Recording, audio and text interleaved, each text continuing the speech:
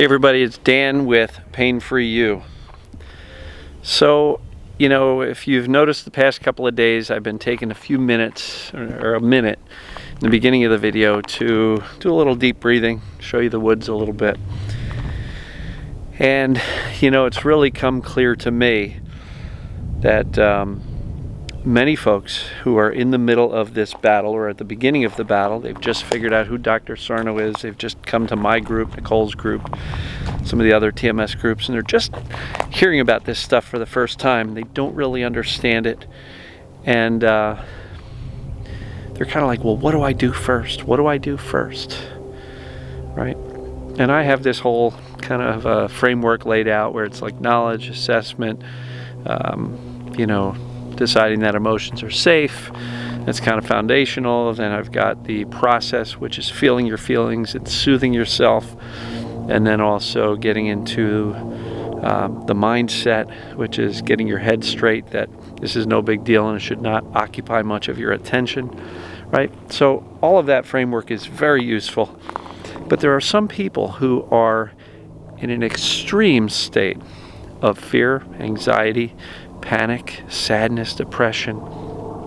They are completely consumed by their health challenges, their symptoms. They are completely consumed by their anxieties and fears of the future, the failed medical treatments, the money, the problems that they've had as a result of all of the medical treatments they've done that haven't worked, right? And they're in a real bad place. And trust me, I've spoken to so many of you over the years, and I get that. So sometimes people are so eager to dive in and they're like, what do I do to start? And I'm going to start journaling. But they don't really understand the context of everything yet.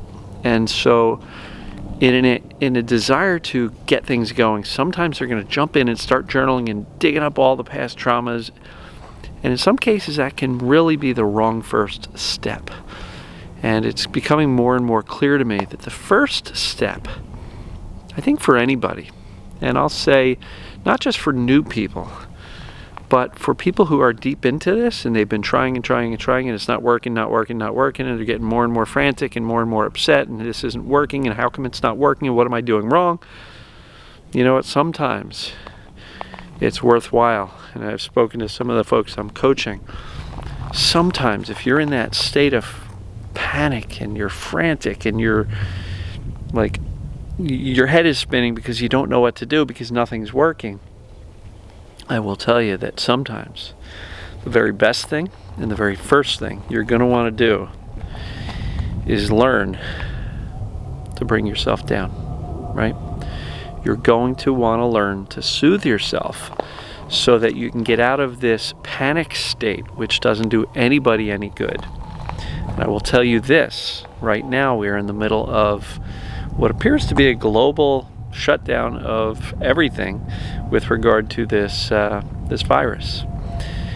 And I will tell you, anybody who is in a complete state of panic over that, that's absolutely the worst thing you can do for a number of reasons. First and foremost, when you are in a state of panic, your decision making goes out the window.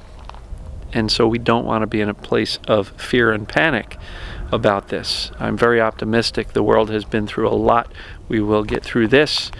Yes, there will be economic ripples and impacts, but we've been through that before too. So as bad as it seems, don't panic, right? Because you're not going to be able to think and make rational decisions for yourself, your friends, your families, if you're in a state of panic. Nor are you going to be setting a good example if you happen to be a parent or even a child with parents or aged parents like me. I've got an 82-year-old mom. Last thing she wants to do is watch me panic. So from that standpoint, calm down. And I know that sounds dismissive and insulting, like calm down, but it's true. We really need to get to a place of calm so we can think rationally. But more importantly, as it relates to this virus that's out there, being in a panic and freaked out and all stressed out will absolutely suppress the very immune system that we're going to want in order to protect ourselves. So this video is not intended to be about COVID-19 and this virus thing that's going on, but more so about TMS, about ending your symptoms. And I will tell you with absolute certainty that trying to navigate our way through this and end our symptoms while we are in a state of panic and super high anxiety and freaking out and our thoughts are always spinning, it's not the place that works.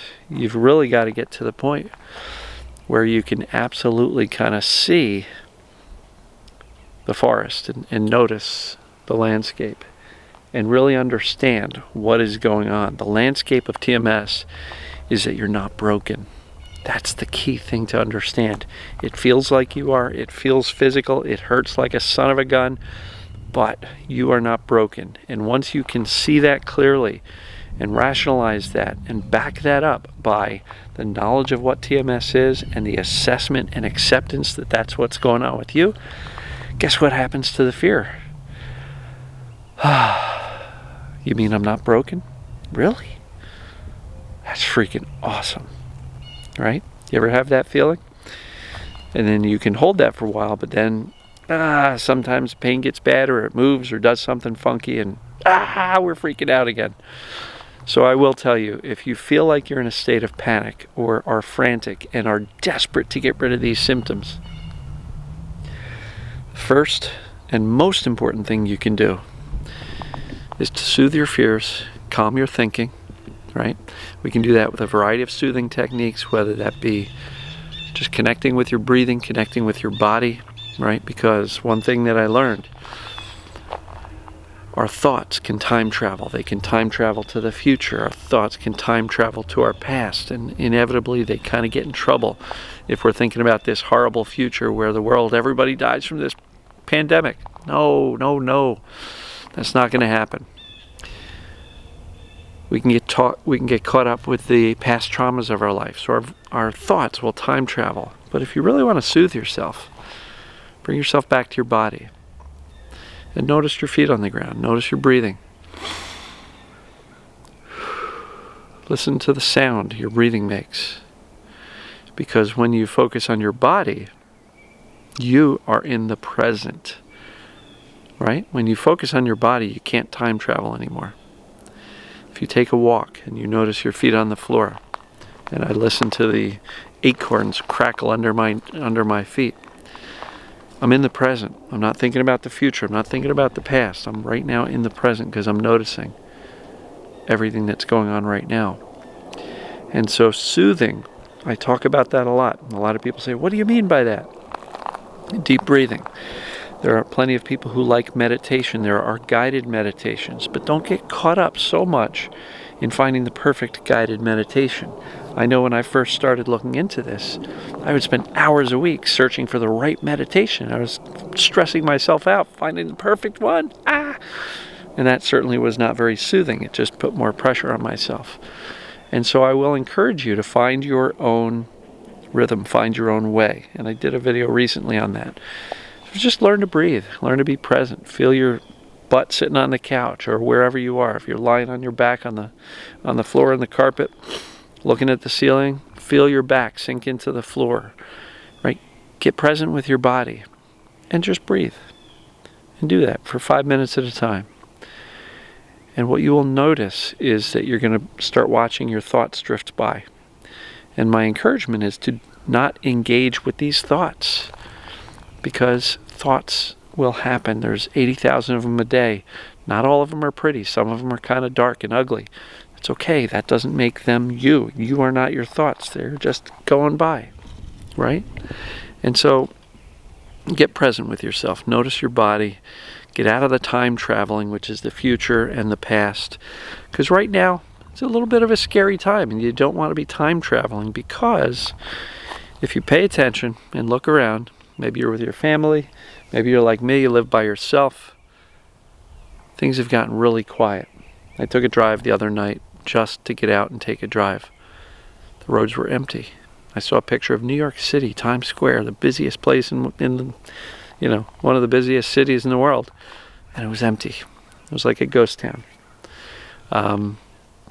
So things are definitely odd right now, for sure.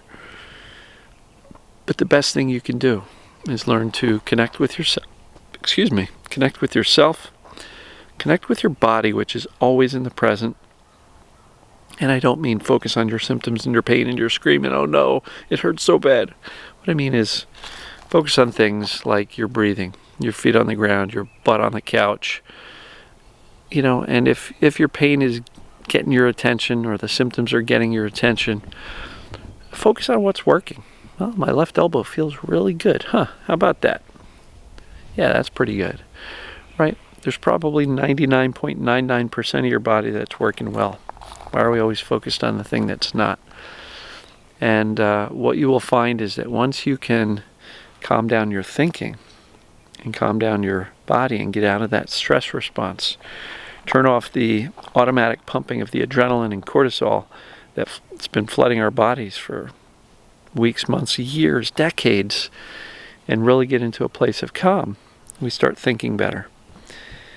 And our body starts to relax a little bit. And I did a video a long time ago called Forced Relaxation. I spent a lot of time walking around like a robot, protecting myself, avoiding feeling loose at all. And so soothing is also learning to relax your body. Get out of that protective, it was like I was wearing a straitjacket. I could barely move. I was so tense. And so soothing will help you to relax the entire system. So if I begin a video with a little bit of a view of the woods and an encouragement to take a couple of deep breaths, get present, notice in the moment you're safe, and learn to slow down your thinking, notice your body, get outside, get in the nature. Boy, I'm in the sun right now. It's on my face, it's on my shirt. The shirt is a darker color, so I feel the sun, the heat of it feels absolutely outstanding. So look, I know we're not supposed to go, anywhere public. But look, even if you live in an apartment building, get out on your balcony if you've got one. Get out in the sunshine, get some fresh air, right? So far they have not mandated, at least where I am, I can still take a walk around my front yard and up and down the street. Social distancing, yes, but I can still get out. And boy, do I love being outside. Because at home, inside, I've got all sorts of distractions. Oh, I should do the dishes, or I should vacuum, or oh, I should be over there. I do this and that, and out here, my head clears. I don't know about you, but my head clears when I'm outdoors. And that's why I can't wait another month or two. I'm going to be back out on that kayak, fishing and enjoying being out on the water for hours and hours at a time. So guys, soothing, really important. If you're in a frantic, panicked state, forget the journaling, forget, all this stuff. First thing you want to do is bring your nervous system down. Learn to calm yourself down, learn to calm your thinking, learn to get in touch with your body. Learn to breathe. Do it for 5 minutes at a time. If you find yourself all wound up a little bit later in the day, take a 5-minute break. It doesn't have to take a long time. Just connect with your breathing. Find your own pace. And what you will find is that this initial goal of connecting with your body, connecting with your breath, and learning to turn down your thinking and your stress levels will really set the foundation and set the groundwork for all of this TMS stuff you want to do. Yes, you still want to gain the knowledge, and that will also further help you calm down, because once you understand what's going on, you'll know you're not broken, right? You're not. Then you do the assessment and you say, holy crap, Sarno made a point, but this is actually what's going on with me. Whew, fear comes down again. Deep breathing, understand I'm actually okay, right? Then yes, you can dive into either journaling or feeling your feelings, and there's a bunch of different processes. I did a video called TMS Processes Reviewed. Go look for that on YouTube. Go to Pain For You channel, hit the search little magnifying glass and type in TMS Processes Reviewed. You'll find it. But that's useful if you want to dive into that emotional work. But for some of us, if we're completely frantic and in a panic about our symptoms and how awful our life is, the first step is not starting to journal. I'm sorry. You want to bring the system down. You want to get some context, some knowledge and belief that, yes, this is what's going on with me. Then you can start doing the journaling or the feeling your feelings and the soothing. And also along the way, you're going to need to get the mindset right, because so many people think like, I've been doing the journaling, I've been feeling my feelings and it's not working, and you got to help me, SOS, SOS, help, help, help. But that's the opposite of the mindset which I teach. And all these things I talk about, unfortunately, guys, they're all required.